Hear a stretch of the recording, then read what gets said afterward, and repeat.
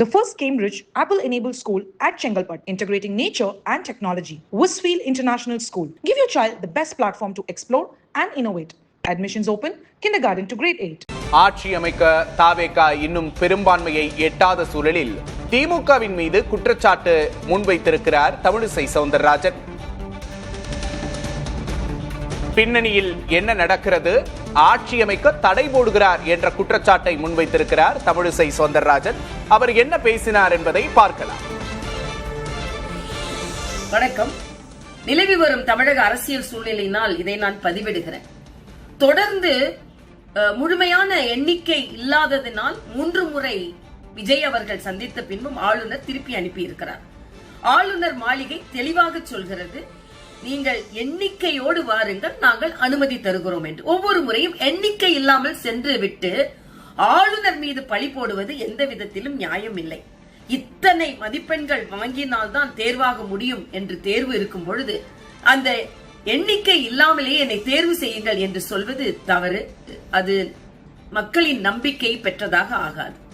அது மட்டுமல்ல, இன்றைய காலகட்டத்தில் தமிழக முதலமைச்சர் அவர்கள் சொல்கிறார்கள், தனிப்பெரும் கட்சியை நீங்கள் அழைக்க வேண்டும் என்று சொல்லிவிட்டு பின்னால் இருந்து அதற்கு பல முட்டுக்கட்டைகளையும் போட்டுக் கொண்டிருக்கிறார்கள். ஆக வெளித்தோற்றத்தில் விஜயை ஆதரிப்பது போல ஒரு தோற்றத்தை ஏற்படுத்திவிட்டு எல்லோரும் முட்டுக்கட்டை போட்டுக் கொண்டிருக்கிறார்கள். அதுதான் இன்றைய அரசியல் சூழ்நிலையாக இருக்கிறது. கம்யூனிஸ்டுகள் ஆதரவை தெரிவித்து விட்டு மத்தியில் இருந்து பாரதிய ஜனதா கட்சி ஆளுநருக்கு அழுத்தம் தருகிறது என்று சொல்கிறார்கள். அதிலும் உண்மை இல்லை. நான் கேட்கிறேன், திருமாவளவன் அவர்களின் ஆதரவுக்காக காத்திருக்கிறோம் என்று சொல்கிறார்கள்.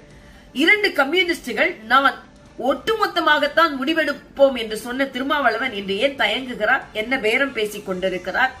ஆக இவர்களெல்லாம் தங்களது அரசியல் லாபத்திற்காக, சுய லாபத்திற்காக முடிவுகளை எடுத்துவிட்டு பாரதிய ஜனதா கட்சியை பழி சொல்லுவது எந்த விதத்திலும் நியாயம் இல்லை.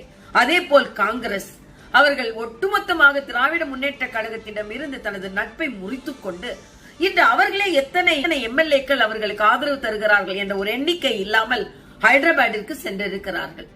ஆக எல்லோரும் சுயநலத்திற்காக தங்களது அரசியல் நகர்வை செய்துவிட்டு ஆளுநர் மீதோ பாரதிய ஜனதா கட்சியின் மீதோ பழியை சுமத்துவது சரியல்ல. அதனால் நான் இந்த விளக்கத்தை அளிக்கிறேன். நன்றி.